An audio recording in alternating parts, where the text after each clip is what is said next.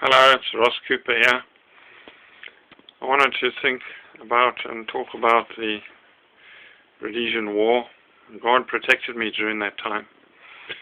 And most of the war I spent in Chipinga Junior School, where I was eventually put as a boarder in the escalating years of 1978 in particular. And the village, Chipinga, was mortared. I remember being rushed in an underground bunker as the mortars were falling. It was scary. Also, the convoys, one was nearly attacked as the gang was waiting, but decided to shoot a lone eland coming in another direction, and troopies inside opened up and they scattered. Another was an RPG fired at Hugh Fennell's farm where we were sleeping just before 6 p.m. and it missed by probably a meter over the top of the roof, hurtling down into some trees right at the back of the incline of the property.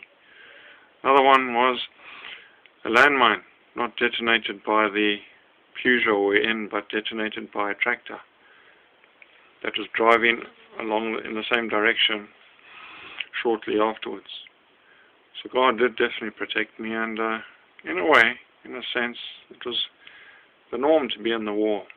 But what did frighten me a lot was when I saw that black smoke, the thunderous explosion of the fuel tanks at Harare, around there, near Harare Township in Salisbury, when the gang of terrorists crawled up the railway line and detonated those tanks, and the big black smoke, but the thunder of the explosion was tremendous.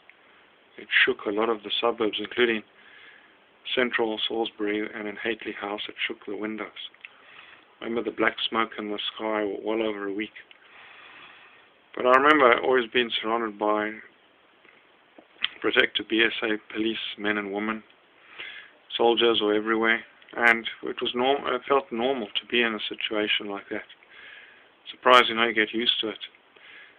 But in a sense, when independence came, finally in 1980, the relief that the war was finally over and that we could travel safely anywhere in the country without the fear of our life was also quite a thing, quite tremendous. I remember a plane flying high in the sky carrying a banner.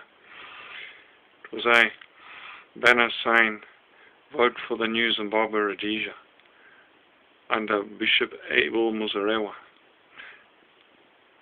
Of course, that only lasted, Zimbabwe